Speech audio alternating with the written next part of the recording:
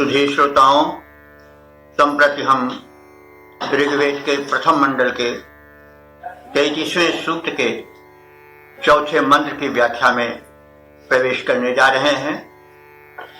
यह मंत्र त्रिष्टुप नाम के छंद में निबद्ध है। मंत्र दृष्टा ऋषि हैं हिरण्यस्तु आंगिरस, देवता इंद्र हैं। शीर्षक है अप्रतिम योद्धा इंद्र। इस भाव को समेटे हुए मंत्र का पाठ हो जाए। वधीर्हि दस्युम धनिनम घनेन एकश्चरन्तनुप शाकेभिरिन्द्र धनोरधि विशुल्लक्ते व्यापन्न यज्वानः सनकाः प्रीतिमीयुः। वधीर्हि दस्युं धनिनं धनेन एकश्चरन्नुपशाकेभिरिन्द्र धनोरधि विशुल्लक्ते व्यापन्न यज्वानः सनकाः प्रीतिमीयुः। शब्दार्थ जाने। अप्रतिहत इंद्र के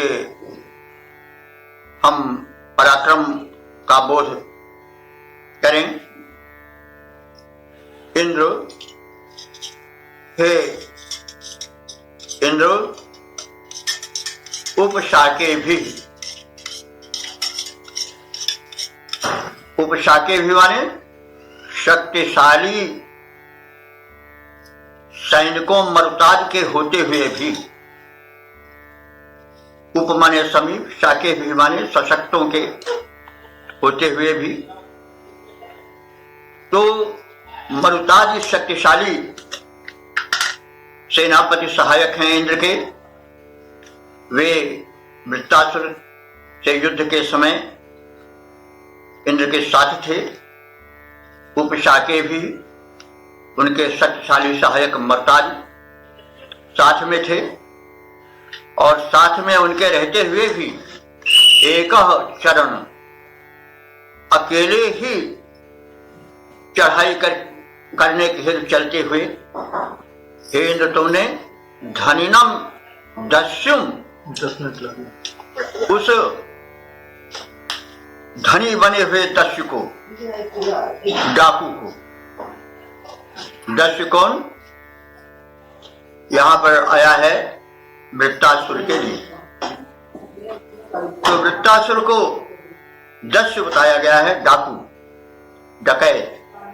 धनिनम, डकैत के पास अपना धन नहीं होता, वो दूसरे के धन को छीन करके अपने पास रखता है, इसलिए वो निंद है। जो उपार्जन द्वारा धन प्राप्त करता है वो महान होता है, लेकिन जो डकैत बन करके, लूट करके, घूस आदि लेकर के उत्कोच से धन एकत्र करता है और इस प्रकार से या ठग करके धन एकत्र करता है, वो डकैत, वो दस्यु है। तो इसीलिए वो निंद है। तो यहां पर जो कहा जा रहा है वृत्तासुर को कि वो धनी है लेकिन दस्यु है, तो लूटपाट कर धन एकत्र करने वाले धनी बने हुए उस वृत्तासुर को घनेन बधी ही, तुमने, घनेन माने वज्र द्वारा, घन, घन वज्र को कहते हैं। आज भी घन शब्द चलता है, लोहार का घन होता है, प्रहार करता है, लेकिन यहां पर घन वज्र के अर्थ में है। तो घनेन बधी, तुमने वज्र द्वारा उसका वध कर डाला। किसका? वृत्तासुर का। और धनोह अध विश्रुक वि आयन, तो अब वृत्तासुर के सहायक भी थे, तो वे भी दौड़े वृत्तासुर के वध के पश्चात। तो इस अर्थ में इस घटना को रूपायित करते हुए ऋषि कह रहा है कि धनोह अधि, धनु जो है वो धनोह, धनु ही से धनोह बना है। धनोह माने धनुष के, अधि माने पास, संपर्क में या उसके नीचे। तो जो वृत्तासुर के अनुचर सहायक सैनिक थे वो तुम्हारे धनोह प्रचंड धनुष के समीप आए। किस लिए आए? कि मानो वे निष्णुक नष्ट हो जाने की इच्छा से आए और इसीलिए वो तुम पर चढ़ाई किए। वे जानते थे कि हम तुमसे नहीं जीत पाएंगे, लेकिन वो मानो तुमसे युद्ध करके, तुम पर चढ़ाई करके अपनी मुक्ति चाहे हैं। और वे सब आयन माने आगे, धनोह धनुष के आदि, समीप, निःशुल्क माने मानो अपने बल के लिए। तो वे सब जो वृत्तासुर के अनुचर थे, वृत्तासुर के वध के पश्चात तुम्हारे धन के निकट इसलिए आ गए कि मानो वे चाह रहे हो कि तुम्हारे द्वारा उनका विनाश हो। अयज्वाना सनका, वे सब जो वृत्तासुर के अनुयायी थे वो अयज्वाना, अयज्वाना माने यज्ञ ना करने वाले थे। यज्ञ माने पुण्य कार्य, वे पुण्य कार्य करने वाले नहीं थे। और सनका, सनका माने वो एक उनकी जात समझ लो कि वे वो सनक नामधारी, वे जो वृत्तासुर के सहायक थे, अनुचर थे, सैनिक थे, वो प्रेतिम युह मानो मरण के लिए ही गए। तो मतलब यह है कि युद्धस्थल पर हे इंद्र, तुमने तमाम मरुत आदि अपने सैनिक सहायकों के होते हुए भी अकेले ही उस डकैत चोर वृत्तासुर का वध कर डाला।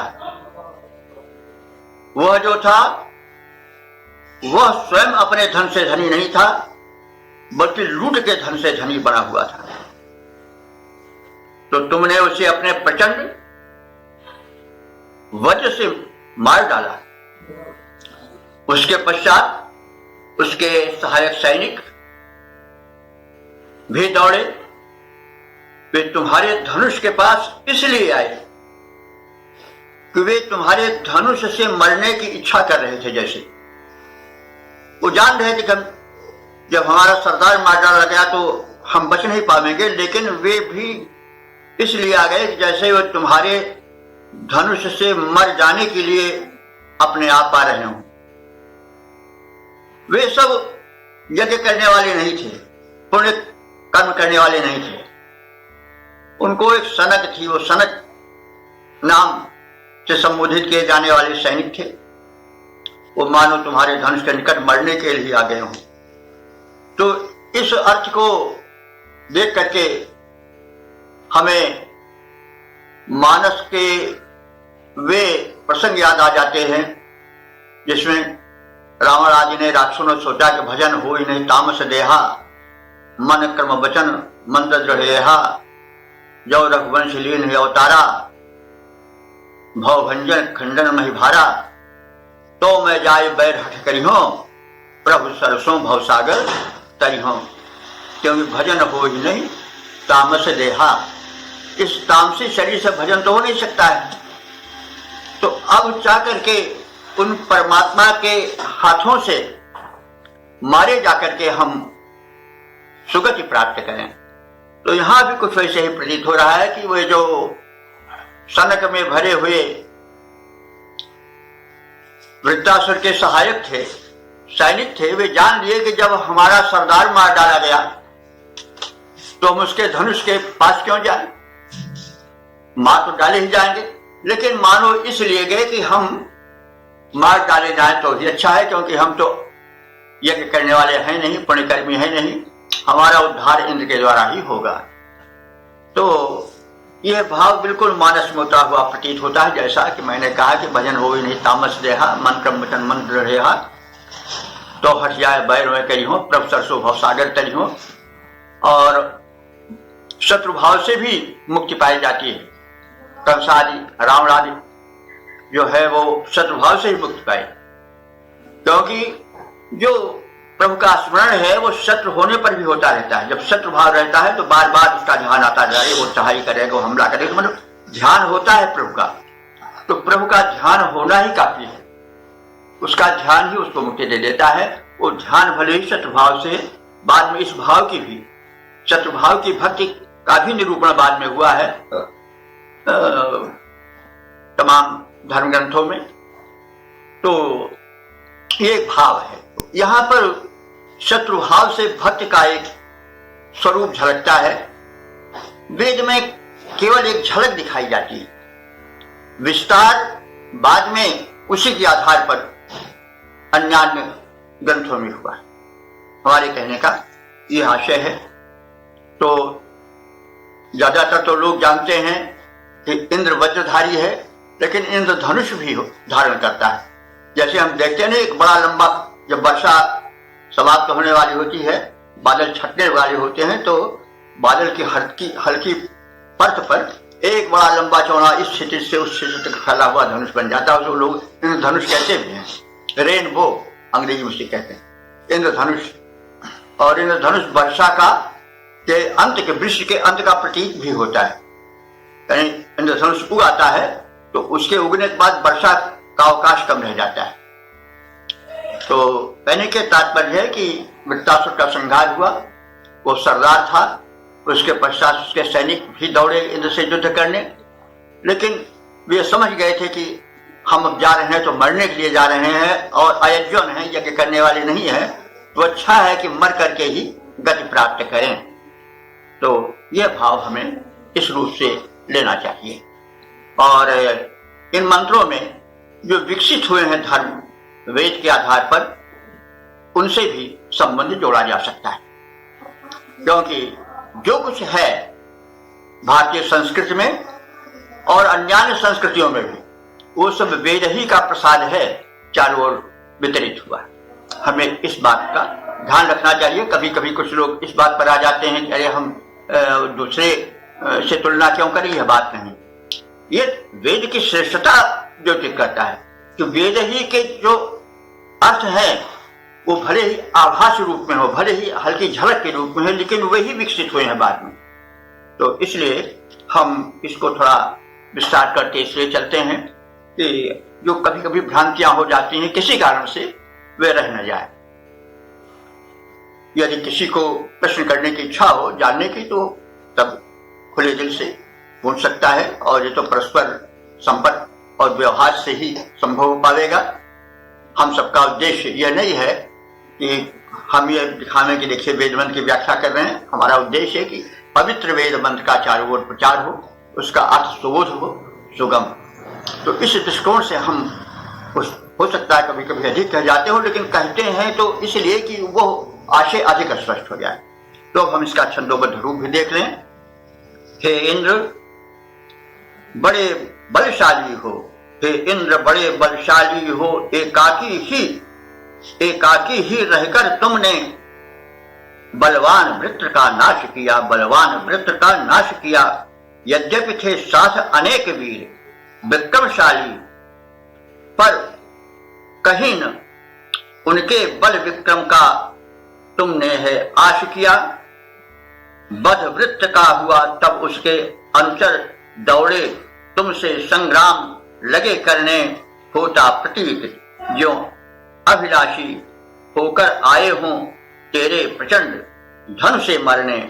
वे पुण्य यज्ञ शुभ कर्म शून्य, वे पुण्य यज्ञ शुभ कर्म शून्य, दानों अनंत मर गए तुम्हारे हाथों से, उनका बल सकल विनाश किया, उनका बल सकल विनाश किया। हे इंद्र बड़े बलशाली हो, एकाकी ही रहकर तुमने बलवान वृत्त का नाश किया, बलवान वृत्त का नाश किया। ओम हरि ओम। वेद प्रेमियों, सुधीर श्रोताओं, सौभाग्य का विषय है कि हम ईश्वर की वाणी वेद में ऋग्वेद के प्रथम मंडल के 33वें सूक्त के 5वें मंत्र की व्याख्या में प्रवेश करने जा रहे हैं। यह मंत्र त्रिष्टुप छंद में निबद्ध है। मंत्र दृष्टा ऋषि हैं हिरण्यस्तूप आंगिरस, देवता हैं इंद्र, विषय है अधर्मियों का संहारक इंद्र। तो थोड़ा हम मंत्र की व्याख्या की भूमिका समझ लें। इंद्र और वृत्रासुर, ये दो परस्पर विरोधी शक्तियां हैं। यह इस द्वंद्वमयी सृष्टि में आदिकाल से लेकर के अद्यावत, संभवतः आगे भी, दो विरोधी शक्तियां परस्पर संघर्षरत होकर देखी जाती हैं। इनका संघर्ष शाश्वत है। यह सतयुग में यानी वेद के रचना काल में, वैदिक युग में इंद्र और वृत्रासुर के रूप में, त्रेता में राम रावण के रूप में, द्वापर में कृष्ण कंस के रूप में, और संप्रति परस्पर विरोधी विचारों और दलों के रूप में सक्रिय दिखाई देती। एक पक्ष धर्म का पक्ष होता है, न्याय का पक्ष होता है, जो सृष्टि में सत्व गुण का, इसमें ज्ञान का, सद्भाव का प्रचार करना चाहता है, और एक दल उसके विरोध में अधर्म का, उत्पीड़न का, अन्याय का समर्थन करता चलता है और उसी में सुख देखता है। तो इन शक्तियों का संघर्ष, जैसा भी कहा गया है, सतयुग में इंद्र के रूप में, उसके सहायक अन्य मरुत वरुणादि देवों के रूप में, और वृत्रासुर जो है वह असुर शक्ति,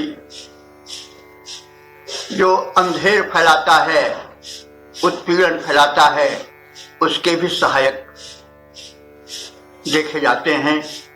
उनका भी वर्णन किया गया है कि परस्पर विरोधी विचारधाराएं हैं, जो किसी न किसी रूप में सदैव सक्रिय रहती है।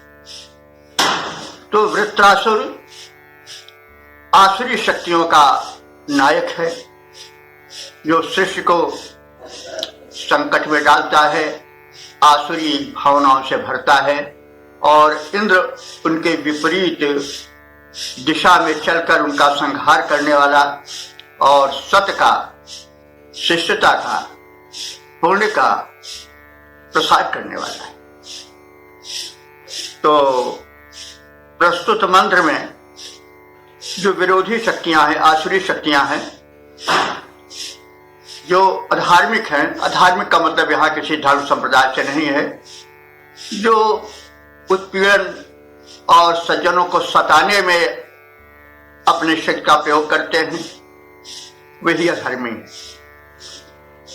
तो अधर्म का प्रचार प्रसार करने वाले वृत्तासुर में और उसको रोकने वाले इंद्र के दल में जो संघर्ष हुआ, अंततः विजय इंद्र की हुई। इस भाव को दर्शाने वाला यह मंत्र है। तो अधर्मियों का संहारक इंद्र, इस आशय को समेटे हुए मंत्र का हम प्रथम पाठ करेंगे। ओम पराचिक्षीर्षा ववृजस्त इंद्राय यज्ञानो यज्ञभिः स्पर्धमानः प्राद्यो हरिवः स्थात रुग्र निरव्रत अधमो रोदस्योः। शब्दार्थ जाने। इंद्र, हे दैवी शक्तियों के सम्राट इंद्र, अयज्ञानः, अयज्ञानः माने यज्ञ न करने वाले, यज्ञानः माने यज्ञ करने वाले और अयज्ञानः माने यज्ञ न करने वाले। यज्ञ को हम कहते कहते आए हैं, सदैव समय समय पर बताते रहते हैं कि यज्ञ जो है वह अग्नि प्रज्वलित करके यज्ञ वेदी में हव्य प्रक्षेपण के द्वारा पर्यावरण शोधन का एक साधन तो मान था ही। दूसरा, प्रत्येक कार्य को यज्ञ माना गया है जो शुभ है, लोकहित को ध्यान में रख करके किया जाता है, सात्विकता के प्रचार प्रसार के लिए किया जाता है, प्रगति पंथ को प्रशस्त करने के लिए किया जाता है, वो सब यज्ञ है। तो इस प्रकार से जो अयज्ञान थे, माने यज्ञ के विरोधी थे, आज भी लोग हैं, अरे भाई अच्छा करने से कुछ होता नहीं, दुनिया में बुरे करने वाले ही बढ़ते। ये भ्रांत धारणा आज भी वैसे, वे भी असुर पंथ में माने जाने चाहिए। सदैव सत्य का प्रचार करना चाहिए और जो वेद हैं या विचारक ग्रंथ हैं या अन्य महान ग्रंथ हैं, सद्धर्म के समर्थक हैं, वे सब अंत में बढ़ी हुई आसुरी शक्तियों का पराजय दिखाते हैं और होना भी ऐसा चाहिए, नहीं तो मानवता निराश हो जाएगी और अंत में जो सज्जन है वो हथियार रख देंगे कि भैया ऐसे ही है, चुपचाप सब। तो ये तो है नहीं, जो अत्याचार करता है उससे कम दोषी नहीं है जो अत्याचार सहता है। तो कहने का मतलब यह है कि जो अयज्ञान है, जो शुभ कर्म करने वाले, यज्ञ कर्म करने वाले लोग नहीं हैं, वे जो हैं वो सब वृत्तासुर के पक्ष वाले हैं, दुष्टों के पक्ष वाले हैं। और यज्ञ भी अस्पर्धमानः, वे लोग यज्ञ भी माने जो यज्ञ करते हैं, शुभ कर्म करते हैं, उनसे अस्पर्धमानः माने ईर्ष्या रखने वाले हैं, लाख डाक उड़ लगाने वाले हैं कि देखो तुम बढ़ोगे कि हम बढ़ेंगे, हम देखो इस तरह से अपहरण करेंगे, ऐसा करेंगे, ये भूस लेंगे, वो करेंगे, और देखो यहाँ भी मकान बनाओगे, चारों ओर फैल जाएंगे, तुम्हारे ऐसे हमारे नौकर रहेंगे, आदि आदि जो न कही जाने वाली बातें वो करते हुए दिखाई देते। तो वही अस्पर्धमान है, लाख डाक करते हैं, देखो तुम बड़े कि हम बड़े। तो ऐसे यज्ञ भी अस्पर्धमानः, जो शुभ कर्म करते हैं, यज्ञ करते हैं, उनसे जो स्पर्धा रखते हैं, लाख डाक लगाते हैं, वे जो है शीर्षा पराचित व वृजु। शीर्षा पराचित माने सिर को घुमा करके, शीर्ष माने सिर और पराचित माने घुमा करके क्या किए, मतलब वह वृजु पलायन कर गए, भाग खड़े हुए। तो सिर घुमा कर भाग खड़ा होने का मतलब क्या हुआ कि पीठ दिखा करके भागना। पराजित व्यक्ति पीठ दिखा करके भागता है ना। तो ये बात कही गई है कि वे शीर्षा पराचित व वृजु, वो सिर को घुमाकर अर्थात पीठ को दिखाकर इंद्र की दैवी शक्ति से बब्रजू माने भाग खड़े हुए, चले गए। और आगे क्या हुआ कि हे हरिवह, हे हरि नाम के अश्वों के स्वामी इंद्र, अस्थाता, अस्थाता माने टिके रहने वाले। वे दुष्ट तो पराजित होकर के भाग गए, लेकिन तुम अस्थाता माने टिके रह गए। अस्थाता ना, अस्थाता। और उग्र, तुम उग्र रहे। उग्र माने ऐसी आसुरी शक्तियों के विरुद्ध सदैव प्रचंड रूप दिखाते रहे। तो आसुरी शक्तियों के सामने प्रचंड होना पड़ता है, इसीलिए जो नायक होता है वो प्रचंड ही होता है, हमेशा नहीं प्रचंड रहता है। लेकिन जब आसुरी शक्ति से सामना करना पड़ेगा तो फिर ये थोड़े कि जो एक गाल में एक चप्पट लगावे उसके आगे दूसरा भी गाल कर दो, फिर भैया बताओ तीसरा गाल कहां से लाओगे। तो ये कहने का मतलब जो महापुरुष होते हैं वे सदैव नम्र भी होते हैं और प्रचंड भी होते हैं, क्योंकि जब तक प्रचंडता नहीं आवेगी तब तक आसुरी शक्ति थर्राएगी कैसे, भगेगी कैसे। तो इंद्र में ये सब गुण हैं, इसलिए कहा गया है कि हे हरिवह, हे हरि नाम के वेगशाली अश्वों के स्वामी, तुम अस्थाता माने युद्ध में टिके रहने वाले हो और उग्र हो, प्रचंड बन जाने वाले हो। यत दिवाह रोदस्यो अव्रतान निह प्रअधमः, तुमने दिवाह माने द्युलोक से और रोदसी माने पृथ्वी और अंतरिक्ष से। रोदसी एक शब्द है, रोदसी में अंतरिक्ष और पृथ्वी दोनों आ जाते हैं। दोनों अर्थ इसमें है। रोदसी कह दिया जाए इसका मतलब हुआ कि अंतरिक्ष और पृथ्वी, आकाश और भूतल। तो तुमने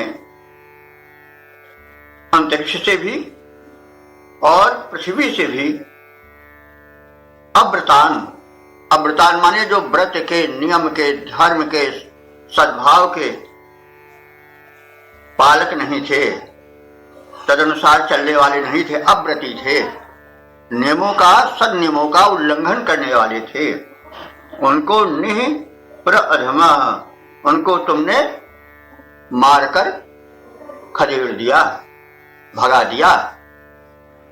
और ये सदैव सत्पुरुष करते रहते हैं। राम ने भी कहा था, जब देखा कि दंडकारण्य में निश्चर निकर सकल मुनि खाए और देख राम लोचन जल छाए, दिखाया ऋषियों ने कि महाराज ये जुल्म हो रहा है। जो ऋषि धर्म के प्रचारक हैं उनको राक्षस जिंदा खा जाते हैं और उनकी हड्डियां फेंक देते हैं। ये जो आप देख रहे हो कंकालों का समूह, ये उन्हीं धर्म प्रचार के ऋषियों के अष्टमंडल। राम उसी समय रो पड़े, सुनत राम लोचन जल छाए, और कहा उन्होंने कि निश्चरहीन करो मैं भुज उठाई प्रणति में, मैं इस धरती को राक्षसों से हीन कर दूंगा। और भुजा उठा करके ऐसी प्रतिज्ञा किया। और यही नहीं, सकल मुनियों के आश्रम जाय जाय सुख दीन, सभी ऋषियों के आश्रमों में गए और कहा आप अधीर मत हो, मैं निश्चरहीन पृथ्वी बना करके आप सबको सुखी करूंगा। तो यह महापुरुषों के लक्षण है। वाल्मीकि रामायण में प्रसंगता में कह दे रहा हूं, सीता ने इसका विरोध किया। वाल्मीकि रामायण में लिखा हुआ है कि भाई राक्षस आपका क्या बिगाड़ना, वे तो आपके पास अभी आए नहीं, आप बिना मतलब को क्यों दुश्मनी मोल दे रहे। और एक उदाहरण भी उन्होंने दिया कि एक ऐसे मुनि थे जिनको कि पतित करने के लिए किसी ने तलवार दे दिया चमचमाती हुई। अब उस तलवार को देख करके उन मुनि में हत्या की विचारणा आ गई। दौड़ा दौड़ा करके निरपराध पशुओं को मारने लगे। तो सीता ने इसको इसलिए बताया कि आप तो मुनि वेश धारण करके आए हो, साधु बन करके आए हो, तपस्वी बनकर आए हो, धनुष लाए, यही गलती की है। क्योंकि जब हाथ में हथियार होता है तो उसको चलाने की इच्छा होती है। तो आप तो हिंसापतधारी हो, साधु हो, यहां क्यों ये सब लाए हो भाई? हमारे मत से तो ठीक नहीं। जिस पर राम ने उत्तर दिया कि देखो, मैं जन्मता क्षत्रिय हूं, मेरी प्रति क्षत्रिय की है। और क्षत्रिय कौन होता है? क्षत किल त्रायतु, जो क्षत से, विनाश से रक्षा करे वही क्षत्रिय, वही सिपाही है, वही सैनिक है। तो मैं क्षत्रिय हूं जन्मता, और मैं अस्त्र को छोड़ नहीं सकता हूं, और इस अस्त्र से मैं संहार करूंगा। क्षत्रिय धारते चापुम नाथ शब्दो वेदित, क्षत्रिय धनुष धारण करता है इसलिए कि कहीं आर्त शब्द न हो, कहीं निरीहों की, सताए जाने वालों की चीत्कार न सुनाई पड़े। अस्त्र वो इसलिए धारण करता है। तो मैंने अस्त्र इसलिए धारण किया है, मैं मूलतः क्षत्रिय हूं, संरक्षक हूं, और मैं अपने मूल धर्म को नहीं भुला सकता। तो यह इसलिए कहा गया कि जो महापुरुष होते हैं वे चाहे इंद्र रूप में रहे हों, चाहे राम रूप में रहे हों, चाहे कृष्ण रूप में रहे हों, या अन्य किसी रूप में रहे हों, वे सदैव, जिसको कहते हैं पंगा लेना, वे दुष्टों से पंगा लेते रहते हैं। किसी लिए, अपने लिए नहीं, समाज के लिए। यही सबसे बड़ी चीज। अपने लिए पंगा लेना तो कोई बड़ी चीज नहीं है। अपने लिए सभी पशु पक्षी सभी अपनी रक्षा के लिए दौड़ते हैं, कभी आक्रामक बन जाते हैं, कभी भागते हैं। लेकिन महापुरुष का ही लक्षण है कि वह अपने लिए नहीं, दूसरों के लिए जीता है, समाज के लिए जीता है। तो कहने का यह मतलब हुआ कि हम इस प्रसंग को इस रूप में समझें। इंद्र ने दुष्टों को खदेड़ा, जो शुभ कर्मी नहीं थे उनको पछाड़ा और उनका संहार किया, और व्रतहीनों को धरती से भगा दिया, अंतरिक्ष में भी उन्हें नहीं रहने दिया। इस प्रकार से उनका पूर्ण सफाया कर दिया इंद्र ने वृत्रासुर के सैनिकों का, सहायकों का। तो इस मंत्र द्वारा एक शासक वर्ग, सद्धर्म प्रचारक के उत्तरदायित्व का निर्वहन किया गया है, प्रदर्शन किया गया है। अब हम इसके सपाट अर्थ को भी एक बार देख लें। हे इंद्र, यज्ञ न करने वाले हमारे धर्म विरोधी शत्रु, जो याजकों सत्कर्मियों से द्वेष रखते थे, तुम्हारे आतंक के कारण पीठ दिखाकर दूर भाग खड़े हुए हैं। हे हरिनाम वाले अश्वों के साथ रहकर युद्ध में डटे रहने वाले उग्रवीर इंद्र, तुमने द्विलोक, अंतरिक्ष लोक और पृथ्वी लोक से धर्महीन अत्याचारियों का, व्रतहीन दुष्टों का सफाया कर दिया है। तो इस मंत्र के छंदोबद्ध रूप को भी देख लें। जो यज्ञ विरोधी हम याज्ञ जन से थे द्वेष भाव रखते, वे पीठ दिखाकर भाग गए जो हमसे अस्पर्धा करते। हे अश्व विजेता, समरांगण में टिकने वाले, हे उग्रवीर, तीनों लोकों से भगा दिया। तुमने दुष्टों को कर अधीर, व्रतहीन अधर्मी चले गए, व्रतहीन अधर्मी चले गए, जो हमें देखकर थे जलते, जो हमें देखकर थे जलते, जो यज्ञ विरोधी हम याज्ञ जन से थे द्वेष भाव रखते। ओम हरि ओम। वेद प्रेमियों, सुधी श्रोताओं, संप्रति हम सब ऋग्वेद के प्रथम मंडल के 33वें सूक्त के छठे मंत्र की व्याख्या में प्रवेश करने जा रहे हैं। यह मंत्र त्रिष्टुप नाम के छंद में निबद्ध है। मंत्र दृष्टा ऋषि हैं हिरण्यस्तु, अंगिरस और देवता है इंद्र। मंत्र का शीर्षक है इंद्र विरोधियों की पराजय और पतन। तो अब हम इस से संबंधित मंत्र का प्रथम पाठ करेंगे। ओम अयुयुत्तन्न वज्रस्य सेना भयातयन्त क्षितयो नवग्वाः ऋषायुधो नवध्रयो निरष्टा प्रबद्भिरिन्द्र अच्युतयन्त आयन्। शब्दार्थ जाने। अनवद्यस्य सेनाम अयुयुत्सन। अनवद्य कहते हैं निर्दोष को, वद्य कहते हैं दोषी को और अनवद्य कहते हैं निर्दोष को। तो अनवद्यस्य षष्ठी है, विशेषण है यह इंद्र का। अनवद्यस्य जो दोष रहित है ऐसे इंद्र की सेनाम अयुयुत्सन की सेना से युजुत्सा यानी युद्ध की इच्छा रखने वाला जो शत्रुगण था, जो वृत्र के अनुयायी सैनिक थे,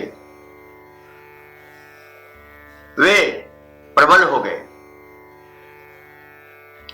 इस स्थिति में नवग्वाह, नवग्वाह का अर्थ होता है कि युद्ध में नवीन गति रखने वालों।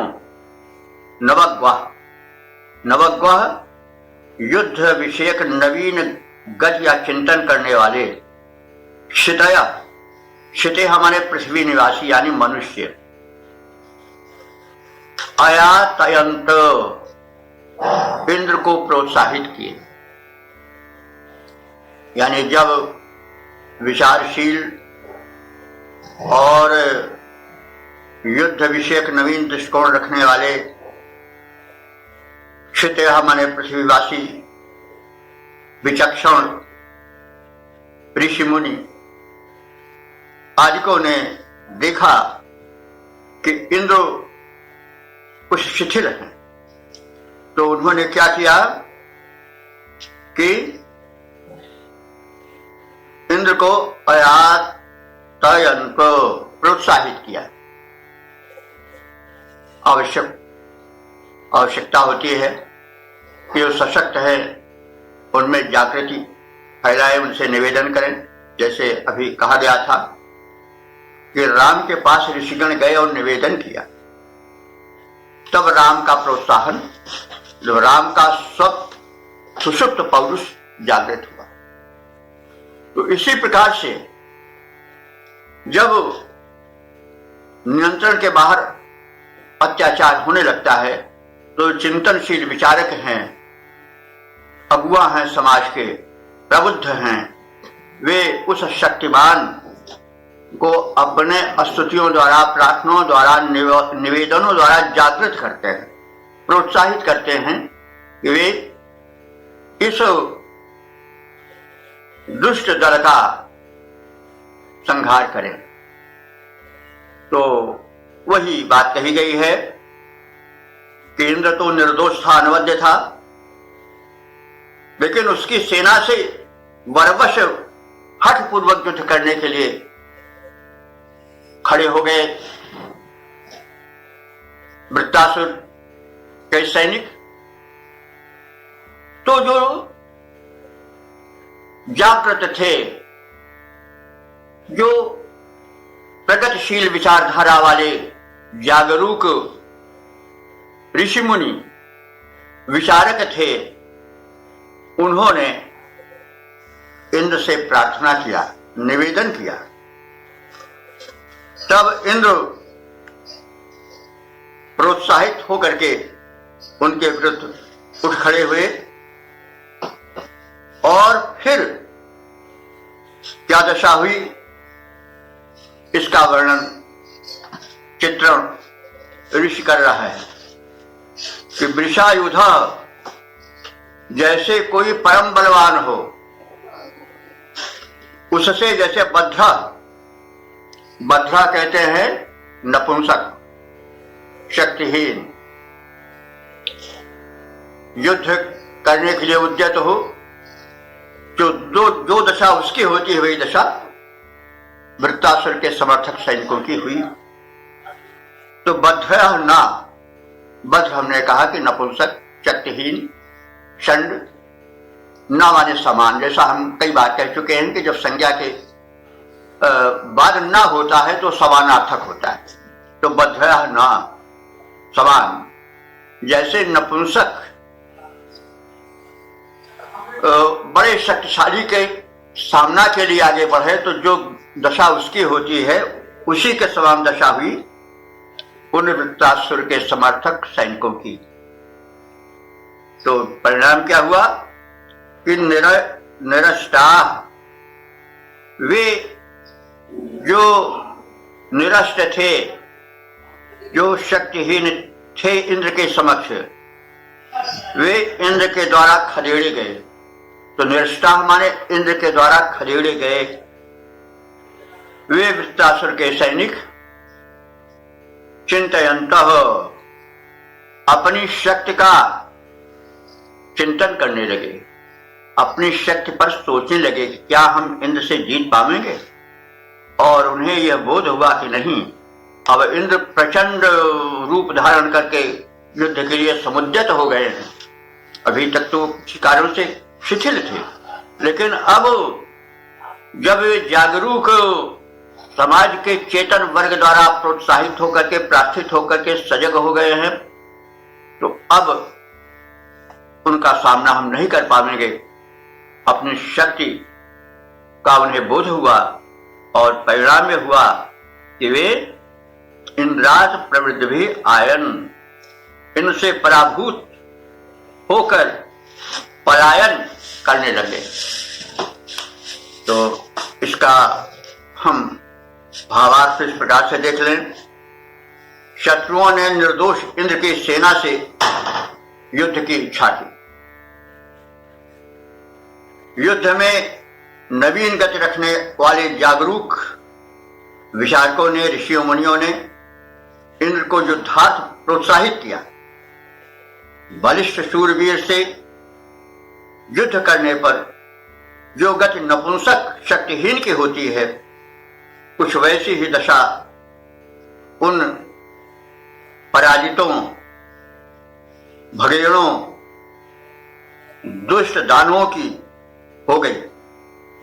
वे इंद्र से पराजित होकर दूर पलायन कर गए। तो इसलिए समाज के संरक्षण के लिए सामान्य जनों का, प्रबुद्ध जनों का कर्तव्य है कि वे जो शक्तिमान हैं, सच्चरित्र हैं, उनके बल को जगाएं और दुष्टों को मार भगाएं। समाज में चाहे जो युग रहा हो, दो विरोधी शक्तियां सदैव सक्रिय रही हैं। देव और दानव सदैव रहे हैं।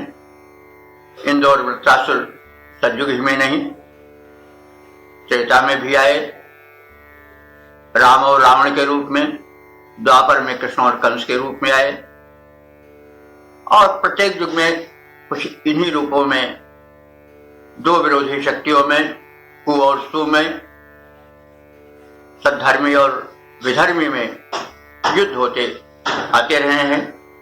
उसमें जो जागरूक, जो प्रबुद्ध वर्ग है, उसकी अपनी भूमिका होती है। वे सशक्त क्षत्रिय प्रकृति के लोगों को प्रबुद्ध करें, उन्हें दुष्टों की संहारकता की ओर प्रवृत्त करें। इस प्रकार से इस मंत्र के शब्दार्थ और व्याख्या प्रारूप को देख लेने के पश्चात अब हम इसके छंदोबद्ध रूप पर भी विचार करें। निर्दोष इंद्र की सेना से लड़ने को उद्यत दुष्ट हुए, निर्दोष इंद्र की सेना से लड़ने को उद्यत दुष्ट हुए, अपने भरपूर शक्ति द्वारा उन पर घनघोर प्रहार किए। जो नवगति रखते थे रण में, उन कुशल जनों ने मिल करके तब इंद्रदेव में लड़ने का साहस अपूर्व संचार किया। जैसे बलिष्ठ नर के समक्ष दुर्बल पड़ जाता परम क्लीब, क्लीब माने नपुंसक शक्तिहीन, जैसे बलिष्ठ नर के समक्ष दुर्बल पड़ जाता परम क्लीब, वैसे ही कातर बने और असहाय दिखते थे अतीव। छिप गए कहीं जाकर वे राक्षस, वे दानव छिप गए कहीं जाकर, सम्मुख आने का फिर न विचार किया। निर्दोष इंद्र की सेना से लड़ने को उद्यत दुष्ट हुआ, अपनी भरपूर शक्ति द्वारा उन पर घनघोर प्रहार किया।